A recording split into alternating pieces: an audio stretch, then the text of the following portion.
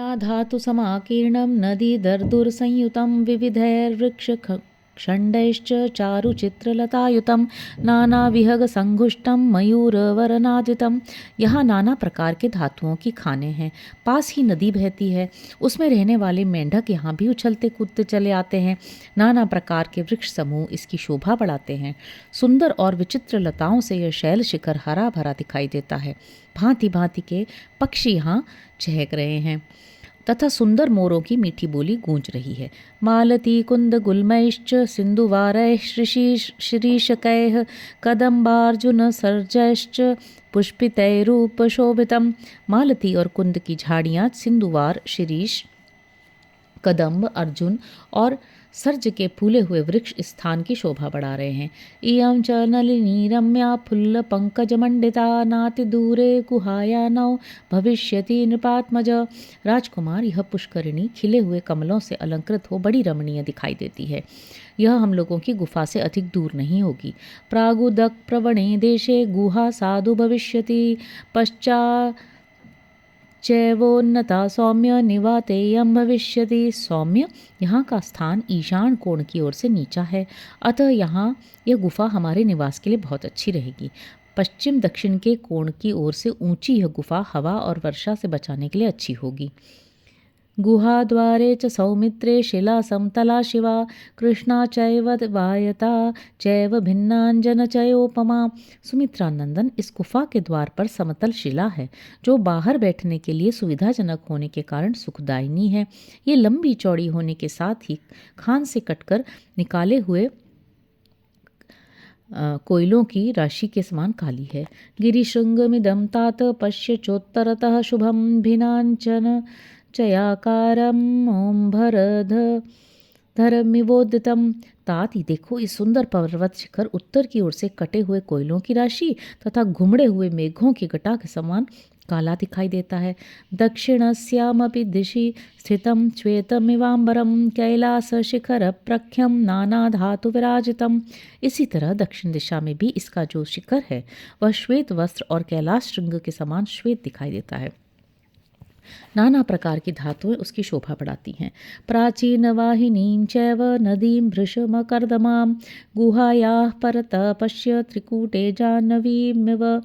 वह देखो, इस गुफा की दूसरी ओर त्रिकूट पर्वत के समीप बहने वाली मंदाकिनी के समान तुंगभद्रा नदी बह रही है। उसकी धारा पश्चिम से पूर्व की ओर जा रही है। उसमें कीचड़ का नाम भी नहीं है। चंदनय स्तिलकय सालय स्थलमारय रतिमुक्तकैः पद्मकैः सरलैश्चैव अशोकैश्चैव शोभिताम्। चंदन, तिलक, साल, तमाल, अतिमुक्तक, पद्मक, सरल और शोक आदि नाना प्रकार के वृक्षों से उस नदी की कैसी शोभा हो रही है। वानीरैस्तिमी दैश्चैव बकुलैः केतकैरपि हिन्तालैस्तिनिशैर्निपैर्वितसैः कृतमालकैः तीरजैः शोभिता भाति नानारूपैस्ततस्ततः वसनाभरणोपेता प्रमदेवाभ्यलंकृता। जलबैंत, तिमिद, बकुल, केतक, हिंताल, तिनिश, नीप, स्थलबैंत, कृतमाल, अमलतास आदि भांति भांति के तटवर्ती वृक्षों से जहाँ तहाँ सुशोभित हुई यह नदी वस्त्राभूषणों से विभूषित श्रृंगार सज्जित युवती स्त्री के समान जान पड़ती है। शतशः पक्षी संघैश्च नाना नाद विनादिता एकैक मनुरक्तैश्च चक्रवाकैरलंकृता। सैकड़ों पक्षी समूहों से संयुक्त हुई यह नदी उनके नाना प्रकार के कलरवों से गूंजती रहती है। परस्पर अनुरक्त हुई चक्रवाक इस सरिता की शोभा बढ़ाते हैं। पुली नैरतिरिम्यश्च हंस सारस सेविता प्रहसन्त्येव भात्येषा नाना रत्न समन्विता। अत्यंत रमणीय तटों से अलंकृत, नाना प्रकार के रत्नों से संपन्न तथा हंस और सारसों से सेवित यह नदी अपनी हास्य छटा बिखेरती हुई सी जान पड़ती है। क्वचिन्नीलोत्पलैश्छन्ना भ्राति रक्तोत्पलैः क्वचिदाभाति शुक्लैश्च दिव्य कुमुद कुटमलैः। कहीं तो ये नील कमलों से ढकी हुई है, कहीं लाल कमलों से सुशोभित होती है और कहीं श्वेत एवं दिव्य कुमुद कलिकाओं से शोभा पाती है। पारिप्लवशतैर्जुष्टा बर्हि क्रौञ्च विनादिता रमणीया नदी सौम्य मुनिसंग निषेविता। सैकड़ों जल पक्षियों से सेवित तथा मोर एवं क्रौंच के कलरवों से मुखरित हुई यह सौम्य नदी बड़ी रमणीय प्रतीत होती है। मुनियों के समुदाय इसके जल का सेवन करते हैं। पश्य चंदन वृक्षाणां पंक्तिः सुरुचिरा इव ककुभानां च दृश्यन्ते मनसैवोदिता समम्। वो देखो, अर्जुन और चंदन वृक्षों की पंक्तियां कितनी सुंदर दिखाई देती हैं।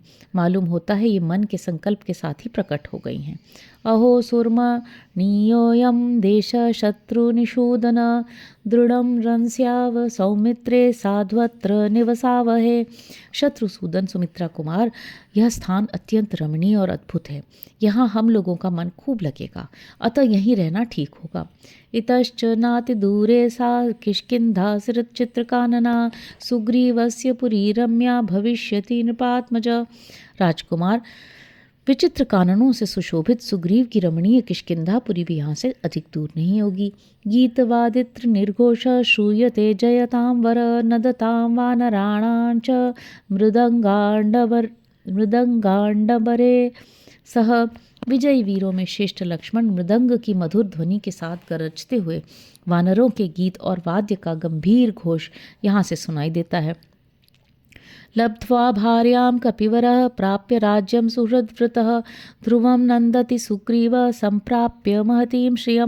निश्चय ही कपिश्रेष्ठ सुग्रीव अपनी पत्नी को पाकर राज्य को हस्तगत करके और बड़ी भारी लक्ष्मी पर अधिकार प्राप्त करके सुहृदों के साथ आनंदोत्सव मना रहे हैं।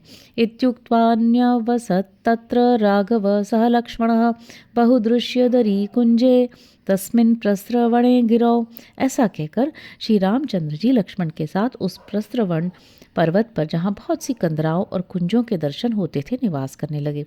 सुसुखे ही बहुद्रव्ये तस्मिन् हि धरणीधरे वसतस्य रामस्य रतिरल्पापि नाभवत् श्रुतां हि भार्यां स्मरतः प्राणेभ्योऽपि करीयसीम्। यद्यपि उस पर्वत पर परम सुख प्रदान करने वाले बहुत से फल फूल आदि आवश्यक पदार्थ थे, तथापि राक्षस द्वारा हरी गई प्राणों से भी बढ़कर आदरणीय सीता का स्मरण करते हुए भगवान श्री राम को वहाँ तनिक भी सुख नहीं मिलता था।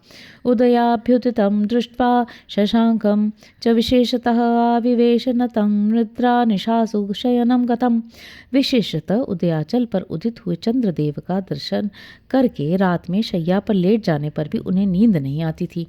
तत्समुत्थेन शोकेन बाष्पोपहत चेतनं तं शोचमानं काकुत्सं नित्यं शोकपरायणं तुल्य दुःखोब्रवीद्भ्राता लक्ष्मणोऽनुयं वचः। सीता के वियोग जनित शोक से आंसू बहाते हुए वे अचेत हो जाते थे। श्री राम को निरंतर शोकमग्न रहकर चिंता करते देख उनके दुख में समान रूप से भाग लेने वाला भाई लक्ष्मण ने उनसे विनयपूर्वक कहा, अलम वीर व्यथां गत्वा न त्वं शोचितुर्मर्हसि शोचतो ह्यावसीदन्ति सर्वार्था विदितं हिते।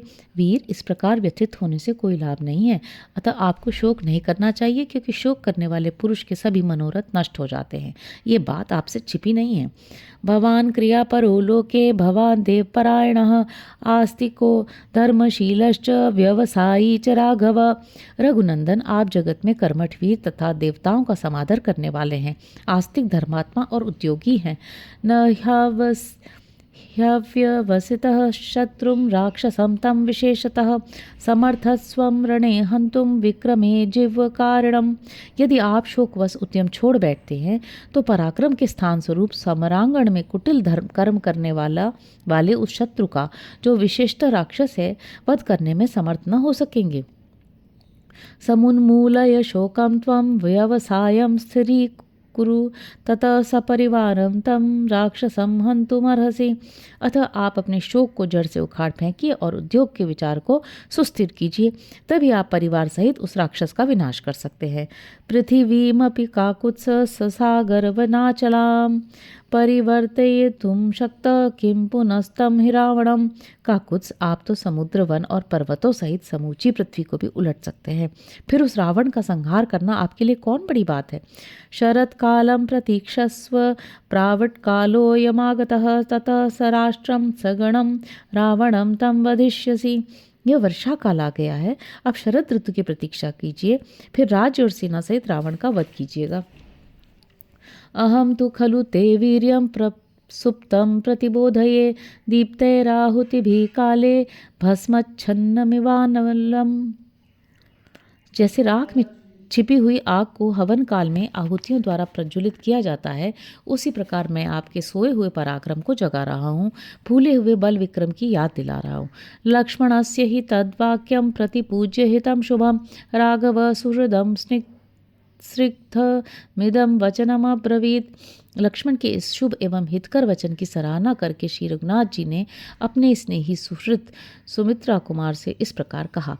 वाच्यं यदनुरक्तेन स्निग्धेन च हितेन च सत्य विक्रम युक्तेन तदुक्तम लक्ष्मण त्वया। लक्ष्मण, अनुरागी स्नेही हितैषी और सत्य पराक्रमी वीर को जैसी बात करनी चाहिए वैसी ही तुमने कही। एष शोक परित्यक्त सर्व कार्यावसादकः विक्रमेश्व प्रतिहतं तेज प्रोत्साहयाम्यहम्। लो, सब तरह के काम बिगाड़ने वाले शोक को मैंने त्याग दिया, अब मैं पराक्रम विषयक दुर्धर्ष तेज को प्रोत्साहित करता हूँ। शरद कालम प्रतीक्षिष्ये स्थितोस्मि वचने तव सुग्रीवस्य नदीनां च प्रसादमनुपालयन्। तुम्हारी बात मान लेता हूँ। सुग्रीव के प्रसन्न होकर सहायता करने और नदियों के जल के स्वच्छ होने की बाट देखता हुआ मैं शरद काल की प्रतीक्षा करूँगा।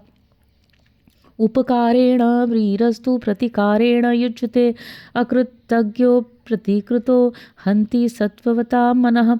जो वीर पुरुष किसी के उपकार से उपकृत होता है वह प्रत्युपकार करके उसका बदला अवश्य चुकाता है, किंतु यदि कोई उपकार को न मानकर या भुलाकर प्रत्युपकार से मुंह मोड़ लेता है वह शक्तिशाली श्रेष्ठ पुरुषों के मन को ठेस पहुंचाता है। तदेव युक्तं प्रणिधाय लक्ष्मणः कृतांजलिस्तत् प्रतिपूज्य भाषितम् उवाच रामं स्वभिराम दर्शनं प्रदर्शयन् दर्शनमात्मनं शुभम। श्री राम के उस कथन को युक्त मानकर लक्ष्मण ने उसकी भूरी भूरी प्रशंसा की और दोनों हाथ जोड़कर अपनी शुभ दृष्टि का परिचय देते हुए वे नयनाभिराम श्री राम से इस प्रकार बोले। यथोक्तमेतत् तव सर्वमीप्सितं नरेंद्र कर्ता न चिरात् वानरः शरत् प्रतीक्षः क्षमतामिमं भवान् जलप्रपातं रिपुनिग्रहे धृतः। नरेश्वर, जैसा कि आपने कहा है, वानर राज सुग्रीव शीघ्र ही आपको ये सारा मनोरथ सिद्ध करेंगे, अतः आप शत्रु के संहार का दृढ़ निश्चय लिए शरद काल की प्रतीक्षा कीजिए और इस वर्षा काल के विलंब को सहन कीजिए। नियम्य कोपम परिपाल्यताम शरत क्षमस्व मासाश्चतुरो मया सह वसाचलेस्मिन् मृगराज सेविते संवर्तयन् शत्रुवधे समर्थः। क्रोध को काबू में रखकर शरद काल की राह देखिए। बरसात के 4 महीने तक जो भी कष्ट हो उसे सहन कीजिए तथा शत्रुवध में समर्थ होने पर भी इस वर्षा काल को व्यतीत करते हुए मेरे साथ इस सिंह सेवित पर्वत पर निवास कीजिए। इतिहासे श्रीमद् रामायणे वाल्मीकि आदि काव्ये किष्किंधा कांडे सप्तविंश सर्ग। इस प्रकार श्री वाल्मीकि निर्मित आर्ष रामायण आदि काव्य के किष्किंधा कांड में 27वां सर्ग पूरा हुआ। हरि ओम।